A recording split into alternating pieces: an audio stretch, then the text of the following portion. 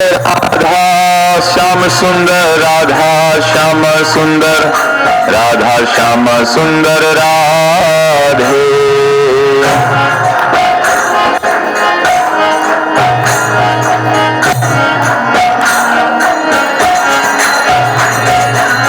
कृष्ण बलराम, कृष्ण बलराम, कृष्ण बलराम, जय कृष्ण बलराम।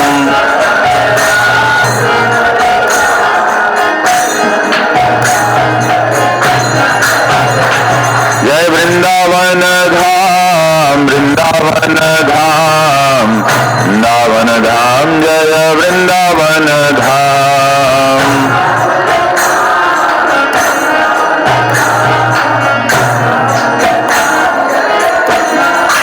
हरि बोल, हरि बोल, हरि बोल, नित्य गौर हरि बोल।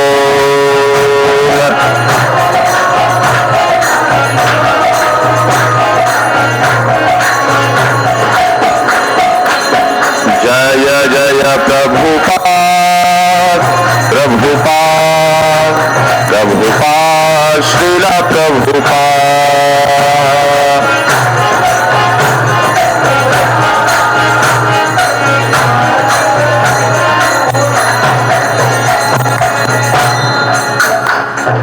श्री राधा श्याम सुंदर भगवान की, श्री श्री कृष्ण बलराम की, ब्रजभूमि वृंदावन धाम की, गिरिराज महाराज की, यमुना मैया की, जगत गुरु श्री प्रभुपाद की, अनंत कोटि वैष्णव वृंद की, समवेत भक्त वृंद की, निताई गौर प्रमानंदे।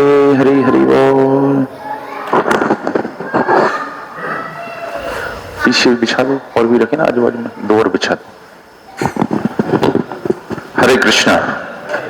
काफी थक गए हैं आप लोग, क्योंकि दिन भर से घूम रहे हैं, लेकिन ऐसी शक्ति आ जाती है ना यहाँ के जो लोग घर में 1 किलोमीटर नहीं चलते, यहाँ 10-10 किलोमीटर भी चल जाते हैं। तो आशा करते हैं आज की आपकी यात्रा सुखद रही। कल हम लोग नंदगांव बरसाना जाने वाले हैं। यहां से लगभग 50 किलोमीटर है बरसाना, उसके पास में 10 किलोमीटर नंदगांव, और आसपास जो स्थान है उनका हम दर्शन करेंगे। ठीक है? हाँ, कुछ कह रहा है कोई?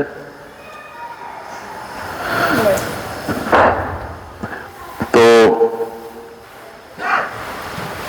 जिन स्थान पर जाने वाले हैं, भीड़ बहुत है, देख लिया आप लोगों ने। यदि भगवान की महिमा नहीं सुनेंगे, उस स्थान की महिमा नहीं सुनेंगे, तो भीड़ में आपका दिमाग पक जाएगा। अरे प्रभु जी कहां लेकर के आ गए, परेशान हो जा रहे हैं। इसलिए प्रयास कर रहे हैं कि आप लोग उस स्थान पर जाने के पहले उस स्थान की महिमा सुन लें। तो कल हम लोग जहां पर जाने वाले हैं, उस स्थान का नाम है बरसाना। बरसाना, ठीक है? तो बरसाना जो है वो श्रीमती राधा रानी का स्थान है। जिन 2 स्थानों पर जाने वाले हैं, उन 2 स्थानों पर 2 रस प्रबल हैं। भगवान की भक्ति करने के 5 रस मुख्य बताए गए हैं। पहला रस है शांत रस, दूसरा है दास्य रस। आम रस की बात नहीं चल रही यहां पर। दूसरा है दास्य रस, तीसरा है साख्य रस, चौथा है वात्सल्य रस, और 5वां है माधुर्य रस। शांत रस क्या है? जो ब्रज की गौएं हैं, जो ब्रज के वृक्ष हैं, ब्रज की घास है, लता पताकाएं हैं, ये भी कृष्ण की सेवक हैं, लेकिन इनकी जो कृष्ण की सेवा का भाव है न्यूट्रल। कुछ जाके कृष्ण को गले नहीं लगाते हैं, अलग से कुछ नहीं करते हैं, अपने जहां हैं वहां रह करके जो सहयोग कर सकते हैं वो करते हैं। ये शांत रस है। बल्कि वास्तविक भक्ति शुरू होती है दास्य रस से, जब हम भगवान की सेवा में युक्त होना। बच्चा पार्टी बिल्कुल शांत, आवाज नहीं करना यहां पे। और खेलना भी तो नीचे जाके खेलना, यहां मत खेलना इस फ्लोर पे।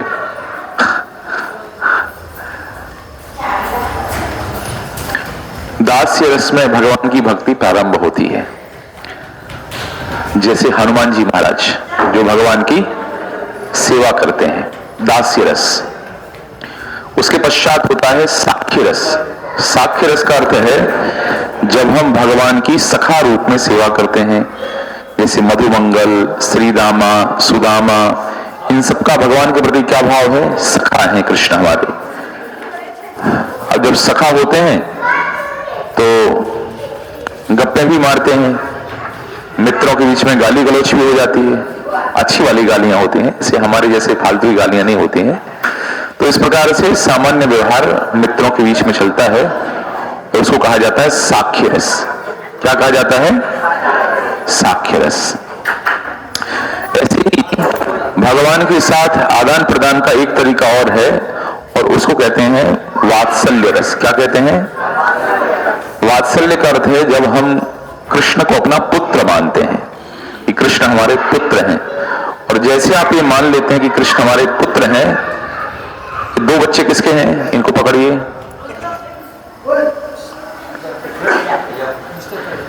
तो जैसे ही हम मान लेते हैं कि कृष्ण हमारे लाला हैं, कृष्ण हमारे पुत्र हैं, ऐसे हम मान लेते हैं, तो अब कृष्ण के प्रति ऐसे भाव नहीं रहते कृष्ण भगवान हैं, बल्कि भाव क्या हो जाता है कि कृष्ण हमारे पुत्र हैं, कृष्ण हमारे बालक हैं।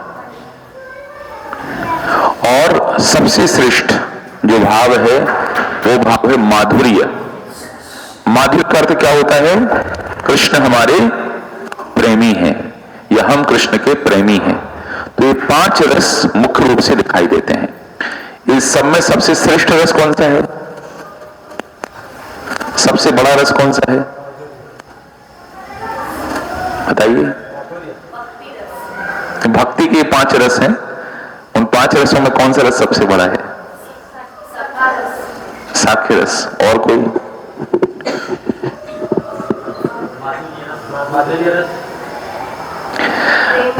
प्रेम रस। प्रेम रस, ये सब प्रेम रस ही है।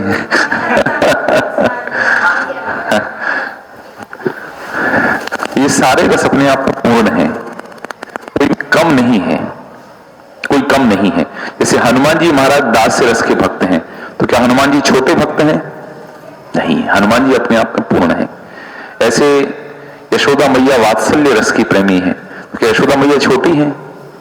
और राधा रानी माधुर्य रस की अधिष्ठात्री है, तो क्या राधा रानी छोटी है? तो कृष्ण बड़ी की राधा रानी बड़ी की यशोदा मैया बड़ी? कौन बड़ा? तो जो है वो अपने आप में पूर्ण है, क्योंकि उसको जो रस मिल रहा है, उसको जो आस्वादन हो रहा है, उसकी जो भक्ति है वो परफेक्ट है उस रस में। लेकिन कोई व्यक्ति न्यूट्रल बाहर खड़े होकर के देखे तो वो अनुभव महसूस कर सकता है। जैसे कि माता का और बच्चे का प्रेम, दोस्तों का प्रेम और पति पत्नी का प्रेम, इन 3 में सबसे अच्छा कौन सा है?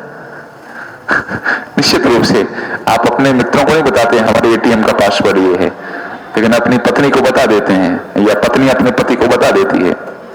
तो जो गुह्यता कॉन्फिडेंशियलिटी है जो, वो कहां पर ज्यादा है? माधुर्य में ज्यादा है। इसलिए ये सब रस अपने आप में पूर्ण है, लेकिन कोई व्यक्ति न्यूट्रल बाहर से देख करके विचार करेगा तो सबसे श्रेष्ठ कौन सा है? माधुर्य रस। और ये माधुर्य रस प्रदान करने वाली कौन है? श्रीमती राधा रानी। तो हम कल बरसाना जाने वाले हैं और बरसाना में श्रीमती राधा रानी का जो जन्म हुआ वो हुआ रावल में। कहां हुआ? रावल में। उनके पिताजी का नाम क्या था?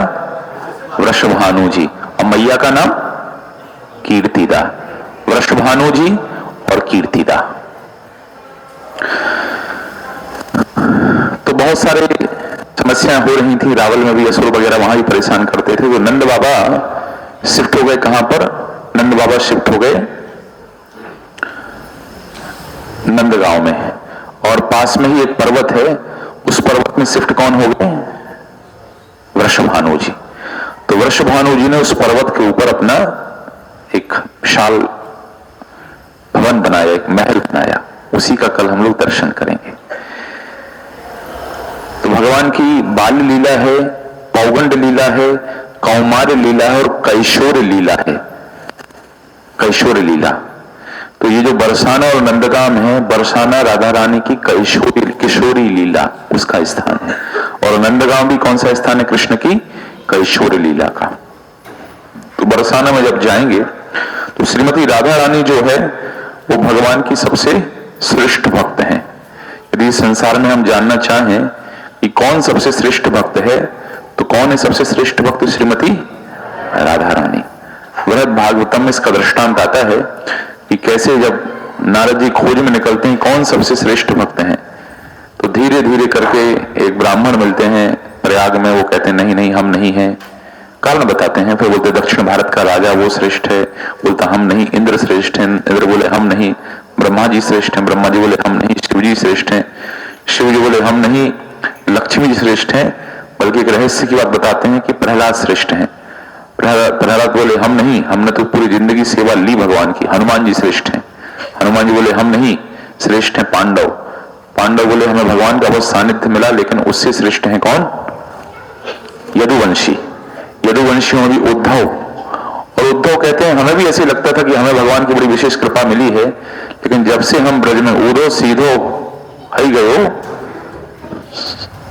उद्धव जब ब्रज में आए, कल हम लोग देखेंगे उस स्थान को, उद्धव क्यारी स्थल, जहां पर उद्धव गोपियों का संवाद हुआ।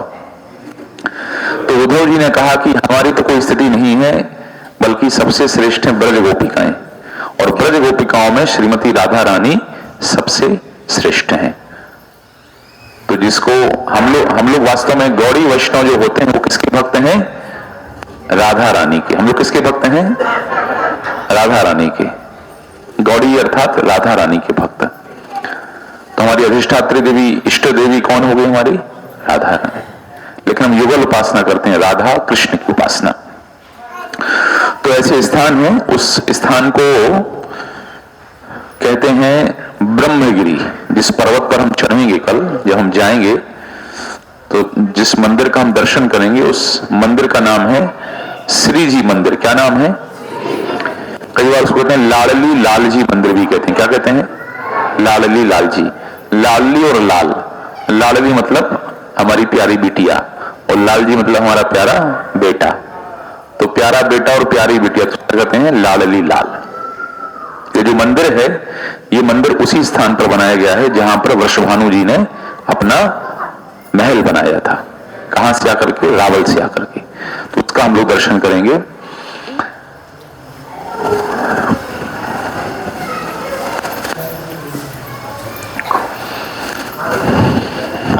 ये जो मंदिर है, उस मंदिर का निर्माण मुख्य रूप से उसकी जो खोज है वो नारायण भट्ट गोस्वामी। तो मैंने 6 गोस्वामियों के बारे में बताया था ना? नाम याद है किसी को? कौन कौन थे? सनातन गोस्वामी, रूप गोस्वामी, जीव गोस्वामी, रघुनाथ दास गोस्वामी, रघुनाथ भट्ट गोस्वामी और गोपाल भट्ट गोस्वामी। 6 गोस्वामी के। उसके अलावा 3 नाम और बताए थे, भूगर्भ गोस्वामी, लोकनाथ गोस्वामी और नारायण भट्ट गोस्वामी। तो कल जब जिस स्थान पर हम जाने वाले हैं वो स्थान है श्री नारायण भट्ट गोस्वामी जी का। उन्होंने ही उस स्थान का पता लगाया कि यहां पर वृषभानु जी का महल था। जो महल है उस पर्वत को कहते हैं ब्रह्मगिरी पर्वत। क्या कहते हैं? जिस पहाड़ पर हम लोग कल चढ़ने वाले हैं उस पहाड़ का नाम क्या है? तो आप बोलेंगे ब्रह्मगिरी पर्वत कैसे हो गया?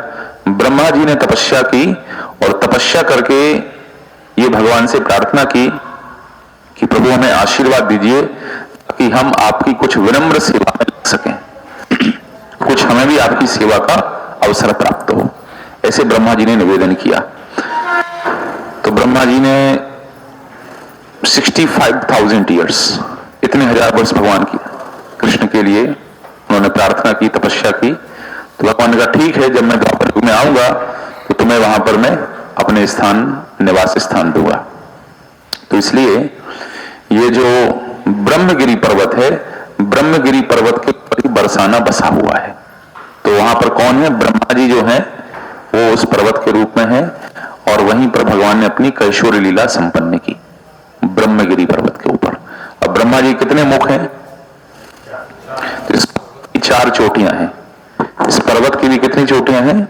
4 चोटियां हैं, दानगढ़, मानगढ़, भानगढ़, विलासगढ़, ऐसे 4 चोटियां हैं अलग अलग। वहां जो विग्रह है, इस विग्रह की खोज की थी श्री नारायण भट्ट गोस्वामी जी ने, उनको ये विग्रह प्राप्त हुए थे। तो ये जो विग्रह हैं वो नारायण भट्ट गोस्वामी अपने साथ में लेकर के चलते थे, मैंने बताया था।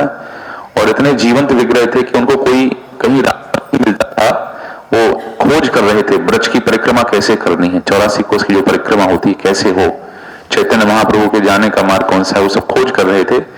तो कहीं संशय होता था तो अपना विग्रह रख देते थे और वहां से वो विग्रह चलना शुरू कर देते थे। तो वो विग्रह को उन्होंने फिर बाद में वहां पर स्थापित किया और पास में ही नारायण भट्ट गोस्वामी जी की समाधि भी बनी हुई है। तो ये श्री जी मंदिर, इस मंदिर का जो निर्माण है वो निर्माण उसके पूर्व में टोडरमल हुए, अकबर के दरबार में राजा टोडरमल थे, मंत्री थे उनके, उन्होंने उसका निर्माण कराया। पहले के सारे मंदिर किसने बनवाए? ठाकुरों ने, छत्रियों ने बनवाए, क्योंकि पैसा उनके पास ही होता था। अब के सारे मंदिर बनिया बनवाते हैं क्योंकि पैसा उनके पास ही है। तो बात यह है कि जिसके पास जो है उसको भगवान की सेवा में लगाना चाहिए, जो जिसको भगवान ने दिया है। इसके पास धन है, धन भगवान की सेवा में लगाओ, बुद्धि है, बुद्धि भगवान की सेवा में लगाइए, शरीर में शक्ति है तो शरीर को भगवान की सेवा में लगाइए। ये न कि प्रकार जिस भी तरीके से जो आपकी रुचि है, जो आपकी शक्ति है, उसके अनुसार अपने आप को भगवान की सेवा में लगाना चाहिए। यही वो शिक्षा दे रहे हैं। तो टोडरमल जो थे उन्होंने बनाया इस मंदिर को। उसके बाद 1675 में ओरछा के राजा हुए, राजा वीर सिंह बुंदेला, उन्होंने उस मंदिर को रिकंस्ट्रक्ट किया। तो अभी जो मंदिर दिखाई देता है वो उनके द्वारा मुख्य रूप से बनाया गया, बाद में फिर उसमें निर्माण कार्य, सुधार कार्य होते रहे। तो कल हम लोग इस मंदिर के दर्शन करेंगे। कौन से मंदिर के? श्री जी मंदिर के। ठीक है, समझ में आ गया सब मंदिर के बारे में? आ गया समझ में? हाँ, तो ब्रह्मा जी के ऊपर चढ़ना है, चढ़ना है, ब्रह्मा जी के ऊपर पैर रखोगे आप लोग तो फिर कैसे दर्शन होगा? क्या करेंगे बताओ? है तो क्षमा प्रार्थना कर लेना कि प्रभु अब आपने तो कहा था कि सेवा चाहिए, तो अब हमारे हैं, क्या करें? तो इसलिए बड़े विनम्रता के भाव से जाना। लगभग 100-150 सीढ़ियां हैं। जब हम कल बरसाना पहुंचेंगे तो 100-150 सीढ़ियां हैं, कोई भी चढ़ सकता है, बूढ़े से बूढ़ा आदमी भी चढ़ सकता है, कोई बहुत नहीं है। लेकिन आपको डराने के लिए, जैसे आप बस से उतरोगे वहां पर कुछ इको वाले आ जाएंगे, बाइक वाले आ जाएंगे, चलो चलो चलो चलो चलो। आप लोग प्रयास करिए कि पैदल ही चढ़ जाएं। कारण क्या है? इको वाले इतना जाम लगाते हैं कि पता चला सब नीचे आ गए, आप 2 घंटे से जाम में बैठे हैं। तो उस केस में एक बस आपके लिए खड़ी रहेगी, बाकी 3 बसें निकल जाएंगी जो एक्टिवा या उसे गाड़ी वगैरह से जाएंगे, जो बहुत ही वास्तव में इनको चलने में तकलीफ है, हाथ पांव काम नहीं कर रहे हैं। वही लोग जाइए और प्रयास करिए बाइक में चले जाएं। ठीक है, हमारे पास तो इको वाले आएंगे, हम तो बोले हाँ बैठ जाओ बैठ जाओ बैठ जाओ, हम तो बोलेंगे, लेकिन आपको अपने विवेक से निर्णय लेना है। वहां पर बिल्कुल बहुत ज्यादा सीढ़ियां नहीं है, 100-150 सीढ़ियां हैं, चढ़ जाएंगे, सभी लोग चढ़ जाएंगे, किसी को असुविधा नहीं होगी, आपको पता नहीं चलेगा और आप चढ़ जाएंगे। ठीक, तो इसको चढ़ करके हम लोग जाएंगे, लाडली जी मंदिर जाएंगे। भगवान की बहुत सारी लीलाएं आसपास संपन्न हुई हैं। जैसे पास में स्थान है सकरी खोर, वहां पर हम लोग नहीं जाएंगे क्योंकि चल नहीं पाएंगे आप लोग, थोड़ा पर्वत से नीचे उतरना पड़ता है या फिर पर्वत पर चढ़ना पड़ता है और वहां पर सीढ़ियां नहीं है। तो साकरी खोर में भगवान की एक विशेष लीला होती थी। साकरी खोर में एक विष्णु पर्वत और ब्रह्मगिरी पर्वत, 2 के बीच में एक स्थान है और उस स्थान में जाकर के कृष्ण क्या करते थे, वहां से गोपियां निकलती थी तो कृष्ण ऊपर के ऊपर घड़ा पास कर देते थे, घड़ा पास उठा लेते थे घड़ा। तो ऐसी लीला भगवान वहां पर संपन्न कर देते साकरी खोर में। वो ना बहुत ऐसे नजदीक का स्थान है, 2 पर्वत ऐसे आकर के मिलते हैं, वहां से गोपियां पास होती थी, निकलती थी। तो उस स्थान का नाम है साकरी खोर। और एक विशेष लीला आप लोगों ने देखी होगी, इसी स्थान पर कभी कभी गोपियां पकड़ भी लेती थी, किसको? कृष्ण को। और कृष्ण को पकड़ करके क्या पहना देती थी? एक बार घाघरा चोली पहना दिया उनको, नाच, बहुत चोरी करता है। तो ये पुनः भगवान का प्रेम ही है, अन्यथा परम भगवान किसी के साथ नाच नहीं सकते हैं। क्यों नाचेंगे? किस किसके अंदर साहस है? जो खंबे में से प्रकट होकर के हिरण्यकश्यप का वध कर देते हैं, कर सकते हैं, जो अपने सींगों के ऊपर पृथ्वी को धारण कर सकते हैं, उनको कौन है इस संसार में जो डरा धमका करके नचवा सकता है? लेकिन यदि भगवान नाचे तो क्यों नाचे? गोपियों के स्नेह में नाचे, गोपियों के प्रेम में नाचे। इसलिए चैतन्य महाप्रभु कहते हैं प्रेम पुमार्थो महान। इस भौतिक संसार में कोई भौतिक वस्तु प्राप्त करना मानव जीवन का लक्ष्य नहीं है। इस भौतिक संसार में कुछ पुण्य कार्य करना भी लक्ष्य नहीं है। स्वर्ग इत्यादि प्राप्त करने की इच्छा रखना वो भी लक्ष्य नहीं होना चाहिए। बल्कि हम संसार में मुक्त हो जाएं, ब्रह्म में लीन हो जाएं, ये भी हमारा लक्ष्य नहीं होना चाहिए। हमारा एकमात्र लक्ष्य होना चाहिए भगवान का प्रेमी बनना। क्या होना चाहिए? क्या होना चाहिए? भगवान का प्रेमी बनना। यही मार्ग भक्ति का है। कैसे हम भगवान से प्रेम करना सीख सकते हैं। तो ये सकरी खुर स्थान पड़ता है। ऐसे ही विलासगढ़ एक स्थान पड़ता है, विलासगढ़। तो विलासगढ़ में भगवान की बहुत सारी लीलाएं संपन्न हुई हैं। विलासगढ़ में मुख्य रूप से जो कॉन्फिडेंशियल पास टाइम्स हैं वो सब हम लोग सुनने के लायक नहीं है, इसलिए मैं नहीं सुनाऊंगा, क्योंकि हम लोग सुनेंगे तो हम काम वासना के शिकार हो जाएंगे। विषय छाड़िया कबे शुद्ध हवे मन, कबे हम हेरी वो श्री वृंदावन। जिस व्यक्ति के हृदय में विषयों को भोगने की इच्छा है, अभी संसार को भोगने की इच्छा है, ऐसे व्यक्ति को राधा कृष्ण के कॉन्फिडेंशियल पास टाइम समझना संभव नहीं है। समझ में नहीं आएगी। क्यों? क्योंकि वो देखेगा तो उसी स्थिति से देखेगा, उसी स्तर से देखेगा। इसलिए भक्ति जीवन में सबसे पहले बात यह कही जाती है कि पहले अपने हृदय को शुद्ध करिए। हृदय के शुद्धिकरण के ऊपर सबसे पहले जोर दिया जाता है। हृदय शुद्ध नहीं होगा तो ये राधा कृष्ण की लीलाएं बहुत दूर की चीजें हैं, बहुत दूर की चीजें हैं। हम लोग क्या बन जाएंगे? सहजिया। सहजिया समझते हैं? सहजिया का अर्थ होता है कि सिगरेट भी फूंक लेते हैं और राधे राधे भी चलता है। आश्चर्य की बात है, जिस ब्रज में यज्ञ का धुआं निकलना चाहिए वहां पर किसका धुआं निकल रहा है? सिगरेट का धुआं निकल रहा है।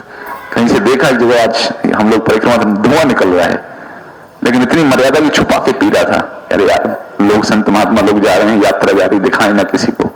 फिर भी तो यदि हम हृदय को शुद्ध नहीं करेंगे तो हम क्या बन जाएंगे? सहजिया। सहजिया का अर्थ क्या होता है? कुछ भी खाओ, कुछ भी पियो, कुछ भी करो, कुछ भी देखो, राधे राधे कहते रहो, बोलते रहो। बड़ा सहजिया भाव है। सहज ले लेते हैं। कोई जीवन में नियम नहीं, कोई सिद्धांत नहीं, किसी चीजों का पालन नहीं करना, कुछ नहीं करना। तो हमें सहजिया नहीं बनना है। सहजिया एक अपसंप्रदाय है, तो सहजिया नहीं बनना है। पीछे तक आवाज आ रही है? तो इसलिए हमें हृदय को शुद्ध करने की आवश्यकता है। और हृदय शुद्ध कैसे होगा? इससे होगा हृदय शुद्ध, जो आप लोगों को देने के लिए रखी गई है। तो अनेक लोग यहां पर हैं जो माला जिनके पास नहीं है। सुबह हाथ आप लोगों ने उठाया था।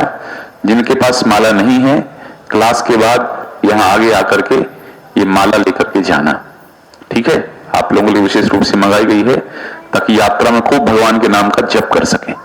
और इससे ही हमें जो भगवान की लीलाएं हैं वो लीला क्या होगी समझ में आएंगी।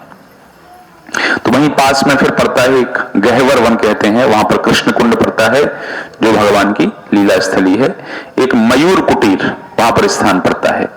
मयूर कुटीर के विषय में कहते हैं भगवान राधा रानी मान लीला करती हैं। मान लीला क्या है? आप सब भी मान लीला तो नहीं कहूंगा, लीला तो नहीं कहूंगा, लेकिन मान सब करते हैं। मान का मतलब क्या होता है? यहां उल्टा अर्थ है मान का।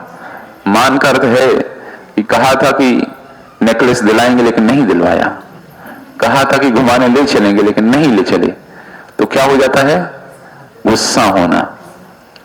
तो ये कई बार क्रोध और प्रेम को क्या कर देता है? बढ़ा देता है।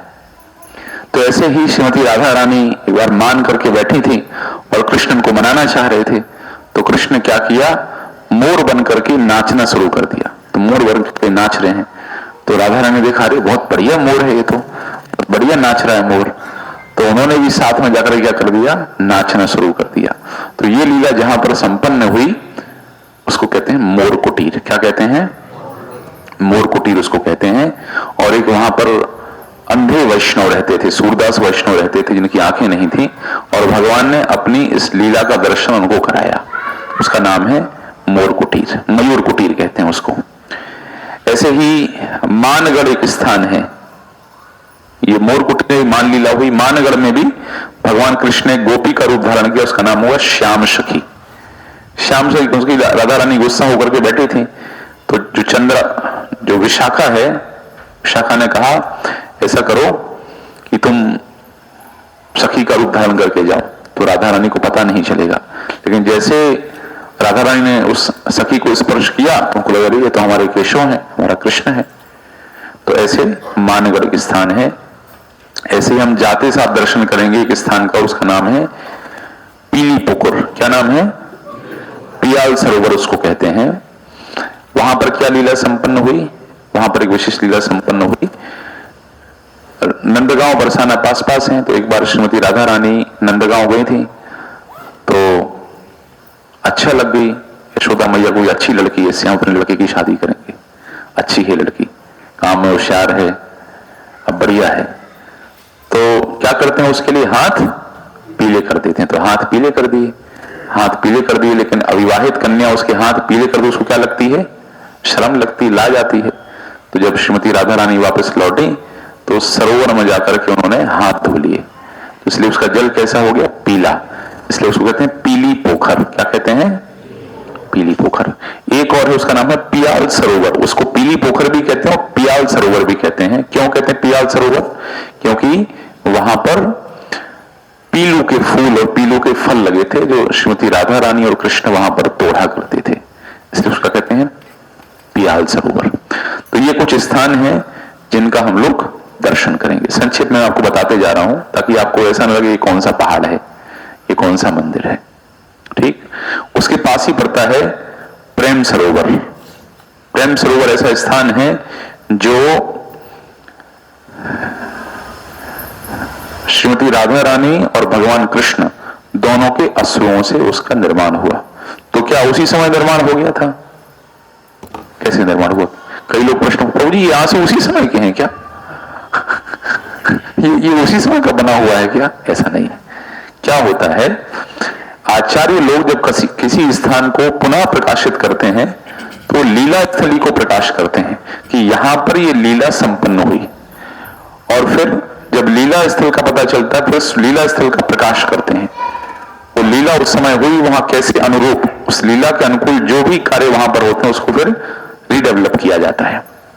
नहीं तो सीढ़ियां तो टूट गई 5000 साल पहले की। तो ये जो प्रेम सरोवर है, प्रेम सरोवर में एक बार श्रीमती राधा रानी और कृष्ण वहां पर बैठे हुए थे, तो मधु समझते हैं? मधु, मधु मतलब क्या होती है? मधुमक्खी। तो कृष्ण वहां वो घूम रहा था, मधु घूम रही थी, तो उसने, भगवान ने कहा कृष्ण ने कि इसको मधु को भगा दो। तो मधुमंगल वहां था, मधुमंगल ने कहा कि मधु भाग गया, भगा दिया उसने। तो मधु, कृष्ण का भी एक नाम मधु है। तो श्रीमती राधा रानी को लगा कि अच्छा मधु भाग गया है, मतलब कृष्ण भाग गए यहां से। तो एकदम से उनका मूड बदल गया और उनको बड़ा विरह भाव, कृष्ण से बिछोह का अनुभव होने लगा, उनके अश्रु प्रवाहित होने लगे। तो ऐसे ही फिर कृष्ण के अश्रु भी प्रवाहित होने लगे और फिर दोनों के अश्रुओं से वहां पर निर्माण हुआ। उस स्थान का नाम क्या पड़ा? प्रेम सरोवर। ऐसे ही एक स्थान है, रास्ते में पड़ेगा संकेत, बस में बताएंगे आपको, ठीक है? कुछ स्थान संकेत। संकेत में क्या है? संकेत स्थान व्यक्त करता है असिस्टिंग राधा एंड कृष्णा। संकेत का अर्थ होता है हमें और भगवान के प्रिय भक्तों में, भगवान के प्रेमी भक्तों में अंतर यही है कि हमारे अंदर ना ईर्ष्या की भावना बहुत प्रबल है। भक्तों के प्रति भी ईर्ष्या है और भगवान के प्रति भी ईर्ष्या है। हमने मेहनत से बनाया, क्यों कृष्ण को भोग लगाएं? नहीं लगाना भोग, अकेले अकेले खाएंगे। हम क्यों करें कृष्ण के लिए ये? तो हमने कृष्ण को स्वामी के रूप में स्वीकार नहीं किया, हम कृष्ण को कई बार अपने प्रतिद्वंदी के रूप में ही स्वीकार कर लेते हैं, या ऐसे भी कर लेते हैं, हमें कोई फर्क नहीं पड़ता, कोई फर्क नहीं पड़ता, जैसे भी हैं कृष्ण वैसे बने रहे, है कि नहीं? तो इसलिए संकेत में जो राधा रानी की सखियां थी और कृष्ण के जो सखा थे वो प्रयास करते थे कि कैसे राधा कृष्ण का मिलन हो, कैसे वो मिल सकें, क्योंकि संकेत नंदगांव बरसाना दोनों स्थानों के बीच में है। तो उस स्थान का क्या नाम पड़ा? संकेत। संकेत मतलब सिग्नल, सिग्नल वहां से होते थे, हाँ आने दो, हाँ आने दो, आने दो, इधर आने दो, हाँ आने दो, आने दो। तो वो कृष्ण और राधा रानी को असिस्ट किया करते थे गोप अर्थात कृष्ण के मित्र और गोपिकाएं सखियां अर्थात राधा रानी की सहेलियां। तो इस स्थान का नाम पड़ा संकेत। वहां एक संकेत बिहारी का मंदिर भी है जिसकी खोज भी नारायण भट्ट गोस्वामी जी ने ही की थी। तो ये स्थानों का हम दर्शन करेंगे। तो ये बरसाना जो है बहुत ही पवित्र स्थान, भगवान के श्रीमती राधा रानी जो भगवान की माधुर्य लीला की भक्त हैं उनका स्थान है ये। तो कल हम लोग वहां पर चल करके दर्शन करेंगे। ठीक है, बरसाना के बारे में स्पष्ट हो गया। कल बरसाना में क्या क्या दर्शन करेंगे। अब फिर हम चलेंगे कहां? नंदग्राम। तो नंदग्राम कौन सा स्थान है? किसका स्थान है नंदग्राम? नंद बाबा का और यशोदा मैया का। ये कौन से रस के भक्त हैं? वात्सल्य रस के भक्त। मैंने शुरू में बताया था 5 प्रकार के रस हैं। उन 5 प्रकार के रसों में कल 2 प्रमुख जो रस हैं उन रसों के स्थान पर हम भ्रमण करेंगे। जो माधुर्य रस का स्थान है वो क्या है? बरसाना। और वात्सल्य रस का स्थान है नंदग्राम। जो नंदग्राम है, नंदग्राम, नंद बाबा पहले भगवान कृष्ण का जन्म गोकुल में हुआ और गोकुल में जन्म होने के पश्चात जब वहां पर बहुत समस्या होने लगी, कृष्ण जो है लगभग 3 वर्ष के थे, तो फिर वहां से नंद बाबा ने आना प्रारंभ किया। इस स्थान पर रहना ठीक नहीं है। तो सभा हुई गोपों की, उन्होंने कहा इस स्थान को छोड़ना चाहिए। जैसे सभा हुई इस स्थान को छोड़ना चाहिए, देखिए एक विशिष्ट बात है, विचार करिए। जब तक कृष्ण ब्रज में नहीं आए थे, जब तक कृष्ण गोकुल में नहीं पहुंचे थे, सब बढ़िया चल रहा था। गोपों के जीवन में कोई समस्या नहीं थी, अपने दूध दही घी बढ़िया चकाचक चल रहा था, कोई तकलीफ नहीं। लेकिन जैसे ही कृष्ण का आगमन हो गया गोपों के जीवन में, वैसे बेचारे गोपों का जीवन संकट में हो गया।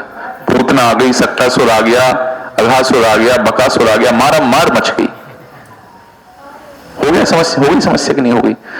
तो भगवान की भक्ति इसलिए मत कीजिए कि हमारे जीवन हम सुखी हो जाएंगे, इसलिए मत कीजिए। अधिकतर लोग इसी भाव से भगवान की भक्ति करते हैं, हम सुखी हो जाएंगे। अपने सुखी होने के लिए भगवान की भक्ति करना श्रेष्ठ नहीं है, भगवान को सुख देने के लिए भगवान की भक्ति करना ये श्रेष्ठ है। ब्रजवासियों का भाव, गोकुलवासियों का भाव ये नहीं था कि हमारे जीवन में सुख आए, उनका विचार क्या था? कृष्ण के जीवन में सुख आए। इसलिए वास्तविक भक्त वह है जो ये विचार करता है कि हम कैसे कृष्ण को प्रसन्न करें, उसके लिए भले चाहे हमें कितना ही कष्ट हो जाए। ये वास्तविक भक्ति का भाव है।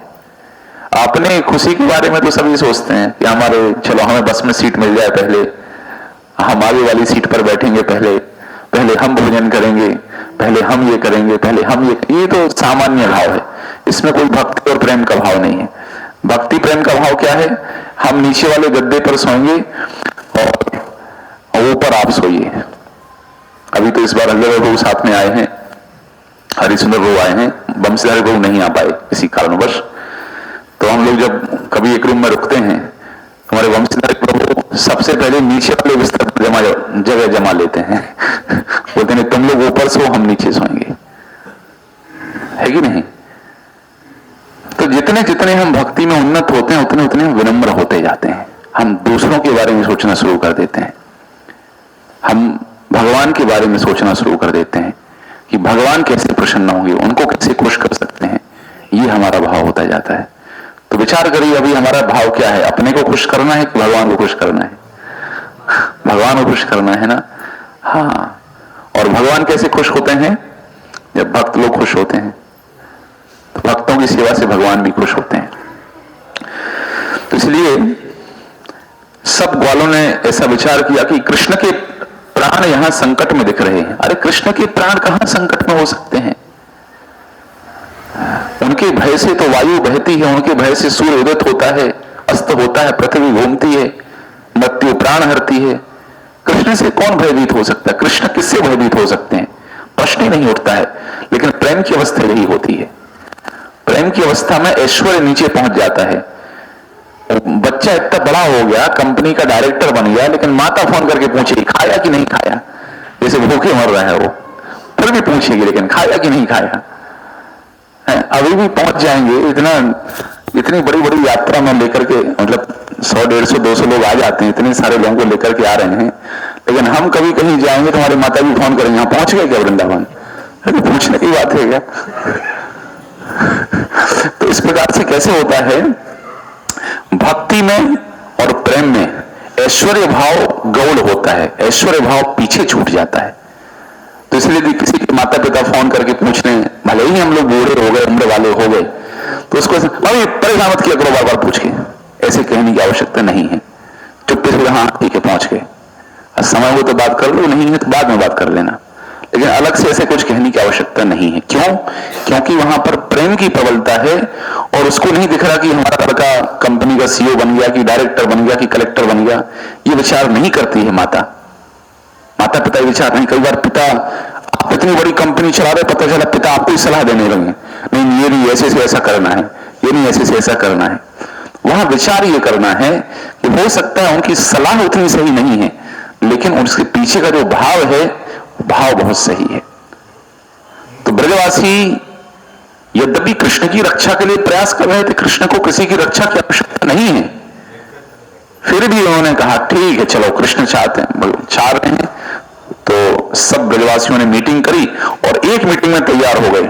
हम लोग तो एक स्थान से दूसरे स्थान जाना तो कितना विचार करते हैं, एक बार मीटिंग हुई, निर्णय लिया ये स्थान छोड़ना है, ये फट से तैयार हो गए सब। कहां जाएंगे, कहां, बहुत आसान बात नहीं है। एक गृहस्थ व्यक्ति के लिए अब ट्रांसफर होता है तो हम लोग फैमिली थोड़ी शिफ्ट करते हैं, बोले हम अप डाउन करते रहेंगे, अहमदाबाद आते जाते रहेंगे, परिवार को यही रहने दो, ऐसे ही करते हैं ना। और यहां सारे के सारे परिवार एक झटके में तैयार हो गए, ठीक है जाएंगे, चलो जाकर के जहां कृष्ण की सुरक्षा होगी वहीं पर रहेंगे। तो ऐसे यात्रा करते हुए 6 वर्ष की अवस्था जब कृष्ण की थी, उस समय छठी करा से होते हुए नंदग्राम, नंद बाबा का जो स्थान है वहां पर पहुंचे और वहीं पर नंद बाबा ने एक विशाल पर्वत पर अपने महल का निर्माण किया। अच्छा, ये पर्वत भी बड़ा विशेष है। इस पर्वत का नाम क्या है? नंदीश्वर पर्वत। क्या नाम है? नंदीश्वर कौन है? भगवान शिव। नंदी के जो ईश्वर है वो कौन है? नंदीश्वर। तो भगवान शिव के हृदय में बड़ी एक इच्छा थी। क्या इच्छा थी? कि प्रभु हम भी आपकी लीला का दर्शन करना चाहते हैं, तो क्या करें? तो भगवान ने कहा ठीक है उधर आ जाओ पर्वत के रूप में, तुम्हारे ऊपर ही घर, तुम्हारे ऊपर खेलेंगे कूदेंगे, जहां जाएंगे वहां पर देखते रहना। ऐसे वृंदावन में एक स्थान और है, उसका नाम है गोपीश्वर महादेव। भोले बाबा के मन में इच्छा क्या हुई? हमें भी लीला में प्रवेश करना है, रास लीला में हमें भी जाना है। इसलिए भोले बाबा ने कौन सा रूप धारण किया? गोपेश्वर। और कल हम लोग एक स्थान और जाएंगे, उस स्थान का नाम है आशेश्वर। क्या नाम है? आशेश्वर महादेव में भगवान शिव आशा लगाए बैठे हैं कि मैया हमें अपने लाला का दर्शन करने देगी, क्योंकि जब वहां जाते हैं भोले बाबा दर्शन करने के लिए, भोले बाबा का रूप ऐसा कि हम लोग डर जाएं। सामान्य अघोरी का रूप देख के तो अपन डर जाते हैं, अरे एक सांप आता है तो सांप को देख करके डर जाते हैं, यहां तो गले में सांप लटका हुआ है, फन लगा है डर जाएंगे हम लोग भोले बाबा को देखेंगे। तो जब गए भोले बाबा दर्शन करने के लिए, तो मैया ने बोला दर्शन नहीं करवाऊंगी, तुझे देखेगा हमारा लाला तो डर जाएगा, इसलिए तुझे दर्शन नहीं करवाएंगे। तो भोले बाबा बोले तो नहीं करवाओगे तो हम बाद में कर लेंगे दर्शन। ऐसा थोड़ी है कि तुम्हारा लड़का कोई कलेक्टर इत्यादि बनने वाला है, यहीं ब्रज में तो गईए चराएगा, घूमते फिरते हम कर लेंगे दर्शन। तो मैया बोली क्या लग रहा है बाबा तुझको? 9 लाख गईयां हैं, यहीं अपने बच्चे को घर में बैठे बैठे खिलाऊंगी, कहीं नहीं भेजूंगी। तो भोले बाबा वापस आशा लगा के बैठ गए कि अपने भगवान का दर्शन होगा। तो उसी समय पौर्णमासी जो योग माया के रूप में है, उनने ऐसी व्यवस्था की, कृष्ण ने रोना शुरू कर दिया और पौर्णमासी ने बोला लग रहा है आपके बच्चे के ऊपर टोना टोटका हो गया है, वो बाबा बैठा वहां, उसको बुलाओ। तो बुलाया शिव जी को। शिव जी ने खूब भगवान की को गोदी में ले लेकर के नमक नॉन टोटका जो कहते हैं सब नजर उतारी, सब किया। यशोदा मैया ने बोला बैठना यहीं पास में, कभी हमारा लाला रहेगा तो तुमको बुला लिया करेंगे। आशीश्वर महादेव। तो नंदीश्वर पर्वत भगवान शिव इस पर्वत के रूप में विराजमान है और इस पर्वत पर श्राप था कि यहां पर कोई भी असुर, कंस का असुर आ नहीं सकता है, इसलिए इस स्थान को उन्होंने अपना निवास स्थान बनाया।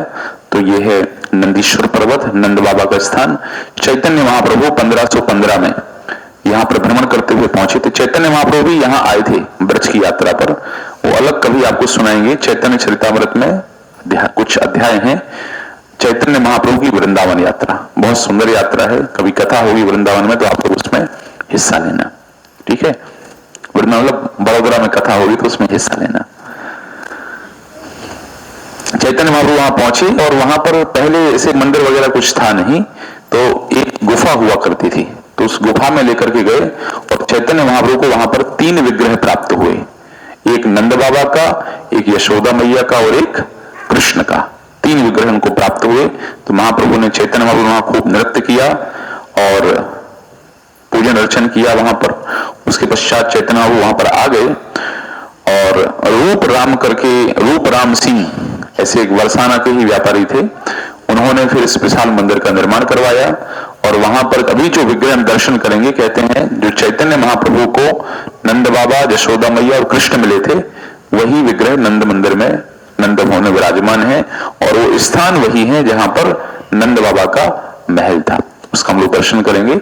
साथ में भी और कुछ विग्रह उसमें रखे गए, जैसे कि बलदेव जी भी वहां पर आ गए, फिर राधा रानी भी आ गई, फिर रेवती माता भी आ गई। तो नंद बाबा अपने पूरे परिवार सहित वहां पर बैठते हैं, उसका दर्शन करेंगे। फिर पास में ही बहुत सारे वो कल पुरोहित मिलेंगे हमारे आपको वहां पर, वो पुरोहित आपको बताएंगे। पावन सरोवर, कौन कौन कुंभ में गए हैं?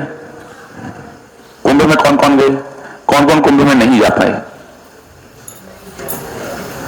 जो कुंभ में नहीं जा पाए वो कथा ध्यान से सुन लो, जो कुंभ में नहीं जा पाए हैं। नंदगांव के पास में ही जहां हमारी बस खड़ी होगी वहां एक स्थान है, उस स्थान का नाम क्या है? पावन सरोवर। क्या नाम है?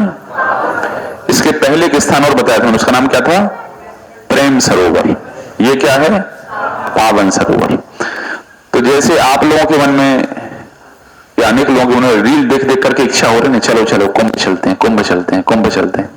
कई लोग तो रील देख देख करके कुंभ पहुंच गए। लेकिन सत्य बात यह है, भागवत कहती है कि जो तीर्थ में स्नान बुद्धि से जाता है, स्नान बुद्धि मतलब कि तीर्थ को तालाब समझ, दूरस्थ स्थान है कोई जहां पर जाकर के स्नान करता है, उसको गधा समझा गया। क्या समझा गया है? गधा, जो खाली नहाने के लिए जाता। हमारी बात का बुरा मत मानिए आप लोग, हम नहीं कह रहे हैं, भागवत कहती है कि जो व्यक्ति तीर्थ में सिर्फ स्नान करने के लिए जाता है उसको क्या कहा जाता है? गधा। तो नहीं जाना चाहिए क्या? जाने के लिए मना ही नहीं है, लेकिन जाकर के वहां पर क्या करना चाहिए? हरे कृष्ण कृष्ण कृष्ण हरे हरे, हरे राम राम राम हरे हरे। हर्षु नंबर भेजा, को प्रसाद कर दे, फोन लगाओ। पहुंच गया क्या? पहुंचे तो लगवा दो नीचे। आ गया, सेट करवा दो नीचे।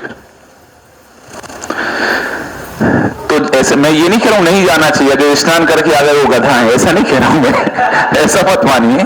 मैं ये कह रहा हूं कि जब ऐसे स्थान पर जाते हैं तो 2 काम वहां जरूर करना चाहिए। एक तो साधन भजन, भगवान का नाम जप हो, कीर्तन हो, और दूसरा जो संत महात्मा है वहां भक्त लोग हैं उनका संग हो, कथा श्रवण हो, कीर्तन हो, ये जरूर करना चाहिए। इससे तीर्थ यात्रा, धाम यात्रा पूर्ण होती है हमारी, उससे वास्तविक लाभ मिलता है। तो नंद बाबा के मन में एक दिन इच्छा जगी कि हमें भी कहां जाना है? कुंभ में नहीं जाना था, लेकिन प्रयाग जाना था। प्रयागराज जाएंगे, वहां दर्शन करेंगे, स्नान करेंगे। तो कन्हैया ने कहा, अरे बाबा वहां जाने की क्या आवश्यकता है, वहां मत जाओ, यहीं अपने स्नान कर रहे हैं ना पावन सरोवर में। तो नंद बाबा बात मान लेते थे, कान्हा कहते थे तो मान लेते थे। जैसे उन्होंने कहा कि अरे बाबा ये इंद्र को नहीं करनी पूजा, गिरिराज जी को करो, तो मान लिया। तो एक दिन प्रातः काल विचार तो कर ही लिया था जाना है, लेकिन प्रातः काल पावन सरोवर में स्नान करने के लिए गए तो वहां देखते हैं एक बड़ा व्यक्ति वहां पर स्नान करने के लिए आया है। और ये व्यक्ति कैसा है? काला कलूटा है, काला काला हो गया है।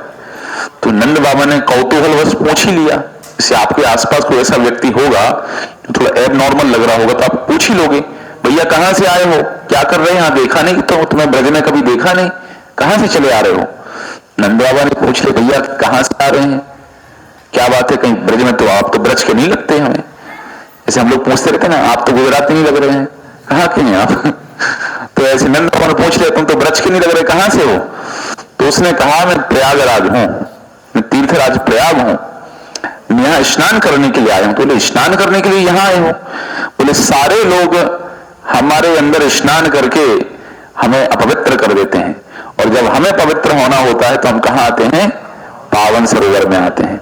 तो जब प्रयाग को पवित्र होना होता तो प्रयाग कहां स्नान करता है, पावन सरोवर में। तो आप लोग गमछा अमछा लेकर के चलिए, जो कुंभ में नहीं नहा पाए वो कहां नहा लीजिए कल, ठीक है। पानी थोड़ा ठंडा होगा लेकिन नहा सकते हैं, तो जिनको नहाना है वो नहा सकते हैं। पावन सरोवर बस अपनी वहीं खड़ी रहेगी, पावन सरोवर के पास में, तो पावन सरोवर में स्नान कर सकते हैं। उसके बाद देखा कि सारी अनेक अनेक स्त्रियां वहां पर स्नान कर रही हैं, तो जितनी पवित्र नदियां थी सब पावन सरोवर में स्नान करने के लिए आई थी। तो ऐसा स्थान है, उस स्थान का क्या नाम है, पावन सरोवर। उसके अलावा हम लोग वहां पर पावन बिहारी मंदिर भी है, पास में सनातन गोस्वामी की भजन कुटी हुई है। सनातन गोस्वामी जी वहां पर जाते थे और भजन करते थे। आहार जल सब त्याग दिया था, आहार जल जब सब त्याग दिया था, कई दिनों से भोजन नहीं कर रहे थे, तो एक दिन वहां पर बर्तन लेकर के, दूध लेकर के एक वहां पर बालक आता है। जब सनातन गोस्वामी को, तुम्हें कैसे पता मैं प्यासा हूं, भूखा हूं, तो उन्होंने कहा, कोई ग्वाले आए थे, उन्होंने बताया गोपाल ने कि वहां पर बाबा जी बैठे हैं, बहुत दिनों से खाया पिया नहीं है। तो भोजन करवा दिया उनको, भोजन करवा दी, दूध पिलाया। जैसे दूध पिया वैसे सनातन गोस्वामी जी के अंदर अष्टविकार, अष्टविकार क्या होते हैं, आंखों से अश्रु आना, शरीर में स्वेद, शरीर में कंपन हो जाना, जबान में से शब्द नहीं निकलता है, अकंठ जो हमारा गला है वो रुंध जाता है, कुछ निकलता नहीं है। ऐसे अष्ट सात्विक विकार, बहुत कष्ट में भी ऐसा होता है और बहुत प्रेम में भी ऐसा होता है। तो अष्ट सात्विक विकार आ गए उनके अंदर, तो उनको पता चला कि ये कृष्ण ही अनुकंपा करके उनको दूध दे करके गए थे। तो फिर उन्होंने विचार किया कि कृष्ण, देखिए कैसे इच्छा है, भक्त लोग भगवान की इच्छा को जानते हैं, इसलिए उन्होंने विचार किया कि कृष्ण नहीं चाहते कि हम तपस्या करें, इसलिए आज से हम मधुकरी करेंगे, भिक्षावृत्ति करेंगे और मधुकरी करके भोजन ग्रहण करेंगे। तो फिर इसके पश्चात सनातन गोस्वामी थोड़ी थोड़ी मधुकरी करते थे और खाते थे। तो सुबह हमने कहानी सुनाई थी मदन मोहन जी की, तो वो सनातन गोस्वामी जी के द्वारा ही सेवित विग्रह था। एक और बड़ा प्रसिद्ध स्थान, उसका नाम है मुक्त कुंड या मोती कुंड। ये कहानी आप लोगों ने देखी है? किस किसने गेहूं की खेती देखी है, हाथ उठाओ। किस किसने गेहूं की खेती नहीं देखी है, हाथ उठाओ, जरा देखना चाहते हैं किस किसने गेहूं की खेती नहीं देखी। आश्चर्य की बात है, आप लोग जो खाते हैं आपने देखा नहीं कैसे होता है, देखना चाहिए कम से कम गेहूं कैसे होता है। धान की खेती किस किसने देखी, चावल की खेती किसने नहीं देखी है? अरे बाबा रे, देखना चाहिए। गेहूं, कम से गेहूं चावल रोज खाते हो तो देखना चाहिए। अच्छा ये बताओ किस किसने मोती की खेती देखी है? मोती का खेत किसने देखा है? किसने नहीं देखा? हाँ, मोती की खेती कृष्ण ने की थी। तो पास में एक स्थान है, उस स्थान का नाम है मोती कुंड। क्या नाम है? तो कुछ लोगों, जब कृष्ण ने अपने उल्टे हाथ से गिरिराज जी को धारण किया तो कुछ लोगों को संशय होने लगा ये कृष्ण कौन है, और फिर पता चला कि कृष्ण राधा के बीच में माधुर्य भाव चल रहा है। तो कुछ वृषभानु जी के पक्ष के जो लोग थे थोड़े आपत्ति करने लगे कि पता नहीं मेल का लड़का है ये कि नहीं है, कैसा है। तो एक बार आदान प्रदान, सामने वाले की स्थिति कैसी है पता कर लेते हैं। तो वृषभानु जी के पास धन ज्यादा था नंद बाबा से, तो उन्होंने बहुत सारे बड़े बड़े मोतियों के हार बहुत सारा भेजा नंद बाबा के पास। अब नंद बाबा ने विचार किया कि हमारी तिजोरी में कोई ऐसी वस्तु है जो वृषभानु जी द्वारा दी गई ऐसी कोई चीज की तुलना कर सके, ऐसी कोई चीज है क्या? देखा कुछ दिखाई नहीं दे रहा है। वहीं कृष्ण पहुंच, बोले बाबा क्या बात है, चिंतित दिखाई दे रहे। अरे बोले बेटा ये सब भेजा है, मोतियों का हार कुछ है नहीं अपने पास मोती। तो बोले बाबा लाओ मैं मोतियों की खेती करूंगा। तो बोले ये भी कृष्ण भी ना पागल बनाता रहता है? मोतियों की खेती होती कभी, मोती तो समुद्र में मिलते हैं। अब कृष्ण मोती लेकर के चले गए थोड़े से, और मोतियों को बो दिया उनने जमीन में, और जमीन में बो दिया तो मोती के पेड़ हो गए। और कुछ दिनों बाद नंद बाबा को लेकर के गए तो लदे पड़े हैं मोती के मोती वहां पर, और भर भर के वृषभानु जी के पास पुनः मोतियों को वापस भेजा। तो ऐसा काम सिर्फ कौन कर सकता है? कृष्ण ही कर सकते हैं। अपने वश की बात ये सब, अपने लगाए तो तुलसी का पौधा नहीं होता है, उसको लगाते हैं तो पता चला मर गया तुलसी का पौधा। गुलाब का पौधा लगाते हैं, मोती तो भूल ही जाए। तो पैसे की खेती भी नहीं करनी है, नहीं तो किसी को अनिच्छा हो जाए, पैसा जाकर के बो दिया। तो यहां से जाकर के किसी को मोती की खेती नहीं करनी है। और एक और बड़ा ही सुंदर स्थान जहां पर कल हम लोग दर्शन करेंगे, उस स्थान का नाम है टेर कदम्ब। क्या नाम है? टेर कदम्ब। तो वहां पर ऋषिकेश बाबा जी एक रहते हैं, वो उपस्थित रहेंगे, तो उनसे भी हम लोग सुनेंगे उस स्थान की महिमा। टेर कदम्ब में क्या है? टेर मतलब क्या होता है? बुलाना। तो कृष्ण जब गौ पालन के लिए, गौ चारण के लिए जाते थे, तो वहां पर भी कृष्ण क्या करते थे? गौ में चली जाती थी तो बाद में बुलाते थे। और कैसे बुलाते थे? कृष्ण बड़े पर्सनल हैं। हम लोग तो इन पर इतने सारे लोग आए हैं, मुझे ऐसे लगता है मैं सबका नाम क्यों नहीं जानता हूं, सबको पर्सनली क्यों नहीं जानता, ऐसा मुझे लगता है। लेकिन कृष्ण बहुत पर्सनल हैं। उनके बाबा की इतनी सारी गैया हैं, लेकिन कृष्ण हर गैया को कैसे जानते हैं? पर्सनली जानते हैं। तो इस यात्रा में आप लोगों के पास भी एक अच्छा अवसर है, परिचय करिए भक्तों से। भक्ति जीवन में आगे बढ़ने के लिए हमारे स्पिरिचुअल फ्रेंड्स होने चाहिए, डिवोशनल फ्रेंड्स होने चाहिए। डिवोशनल फ्रेंड्स नहीं होंगे तो क्या होगा? मटेरियल फ्रेंड्स होंगे। और मटेरियल फ्रेंड्स होंगे तो हर फ्राइडे को, सैटरडे को बुलाएंगे आपको, संडे को मूवी देखने चलते हैं, आज यहां चलते हैं, कल वहां चलते हैं, ये चल रहा वो चल रहा। इसलिए क्या बनाइए? Devotional friends. तो हो सकता है आप लोग ग्रुप में आए हैं, कहीं 5 माताएं, कहीं 4 प्रभुजी लोग, कहीं 10 फैमिली मेंबर्स। तो परिवार से तो अभी थोड़ा छुटकारा पाइए 10-20 दिन। मैं देख रहा हूं परिवार वाले लोग परिवार वालों के साथ ही घूम रहे हैं। जो परिवार वहां से भी परिवार बना के आए, यहां भी परिवार ही चल रहा है। तो यहां पर आपके ही मैत्री के कुछ अच्छे डिवोटीज हैं, उनसे आप फ्रेंडशिप कर लीजिए, उनसे दोस्ती कर लीजिए। तो वृंदावन से लौट करके आपको भक्ति में आगे बढ़ने में भक्त लोग सहयोग करें। So make some spiritual friends here. तो कृष्ण बहुत पर्सनल है, एक एक गैया का नाम जानते थे, व्यक्तिगत रूप से बुलाते थे, कि गैया को बुलाते थे। और कृष्ण की एक पुकार सुनकर के सारी गौएं वहां पर इकट्ठी हो जाती थी, और फिर कृष्ण सबको लेकर के चले जाते। तो टेर कदम्ब। और इस स्थान पर एक विशेष लीला संपन्न हुई। हमारे एक आचार्य हैं, उनका नाम है रूप गोस्वामी। क्या नाम है? रूप गोस्वामी। रूप गोस्वामी को वहां पर श्रीमती राधा रानी जी का दर्शन प्राप्त हुआ। रूप गोस्वामी जी वहां पर रहते थे, वहीं भजन करते थे। तो एक बार सनातन गोस्वामी, उनके बड़े भैया हैं, वो वहां पर आए। तो आपके घर पर कोई आता है तो आपकी 2 ही इच्छाएं होती हैं। पहली इच्छा क्या होती है? यदि पसंद वाला आदमी तो क्या लगता है क्या क्या बना करके खिलाएं। अपना भाई आ जाए, माताओं का अपना भाई आ जाए, फिर देखो आइटम की बरसात होती है घरों में, ये बन रहा है, वो बन रहा है, ना ये बन रहा है। और कोई अपनी बिना पसंद का व्यक्ति अगर ननद वगैरह आ जाए, फिर तो सिर में कपड़ा बांध करके सो जाते हैं। आज तो बहुत तबीयत खराब है हमारी, आज तो कमर में बहुत दर्द है, जरा लाना पैरासिटामोल खा लें, कॉम्बिफ्लेन खा लें।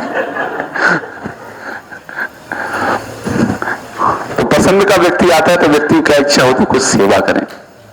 बड़े भैया हैं, गुरुजी हैं सनातन गोस्वामी, जब आते हैं तो उनके मन में इच्छा हुई कि हम चाहते हैं सनातन गोस्वामी जी को थोड़ा खीर खिलाएं। लेकिन फक्कड़ बाबा, कहां दूध, कहां चीनी, कहां चावल, एक सब कहां मिलता? संत महात्माओं के यहां तो कुछ मिलेगा नहीं। तो उनके मन में इच्छा हुई, उसी समय देखिए कि कन्या वहां पर आती है, और कन्या दूध, दही, चीनी सब लेकर के आ जाती है। जो स्वीट बनाने के लिए, स्वीट राइस बनाने के लिए जरूरी था, सब लेकर के आती है और बोलती, बाबा ये हमारी मैया ने भेजा है।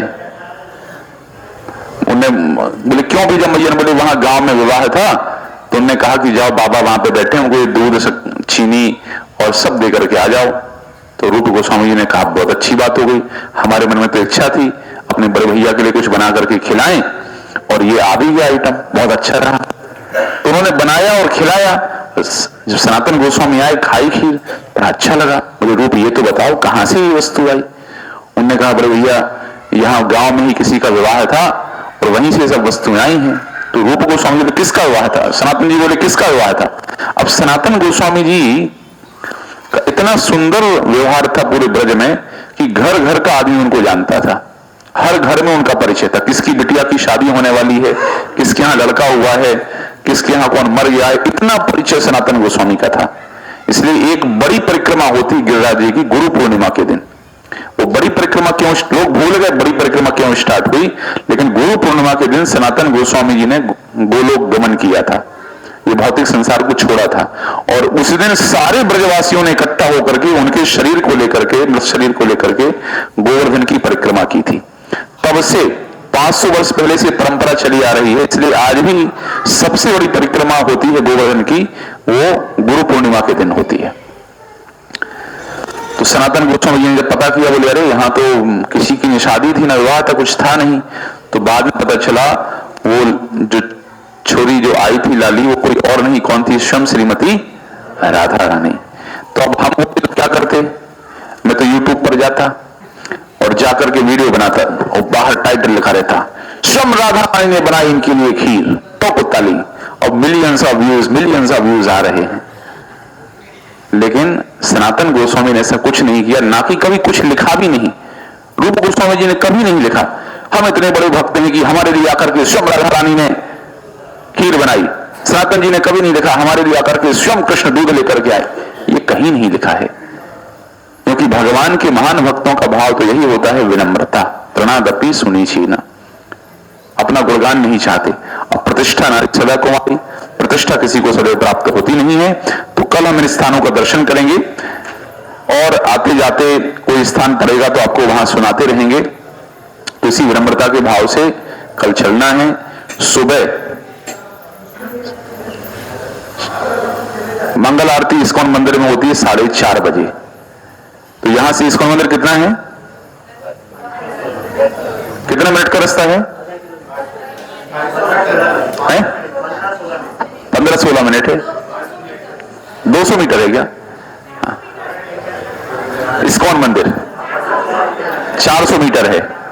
तो सुबह मंगल आरती 4:30 बजे आप लोग पहुंचिए। यहां आए हैं तो यहां तो आप में से अनेक लोग इस्कॉन मंदिर से कितने दूर रहते हैं? 2 किलोमीटर, 4 किलोमीटर, 10-10 किलोमीटर दूर रहते हैं। यहां तो 10 मिनट ही है। तो एक दिन परिश्रम करके पहुंच जाइए, दर्शन करके, मंगल आरती करके, और यहां पर आकर भी सुबह जप कर सकते हैं, वहां भी जप कर सकते हैं। ठीक बस अपनी यहीं पास में खड़ी है, बस दूर नहीं है, ब्रिज के नीचे खड़ी है। जब फोन करेंगे तब आ जाएगी। तो आप लोग 6:30 बजे रेडी रहिए, ठीक है? 6:30 बजे रेडी रहिए। 7 बजे हम लोग निकल जाएंगे। 7 बजे निकलेंगे, 7 मतलब 7, ठीक? विलंब नहीं करना। विलंब करेंगे तो हमें तो कुछ जाना नहीं, आप ही लोग परेशान होंगे। फिर कहीं मंदिर का दर्शन बंद हो जाएगा तो आप हमें आरोपी नहीं बनाना, प्रभु जी हमें क्यों लेट कर दिया। और जो लोग आएंगे वो पहले निकल जाएंगे। जो लोग आएंगे, बस रहेगी 1 2 3 4।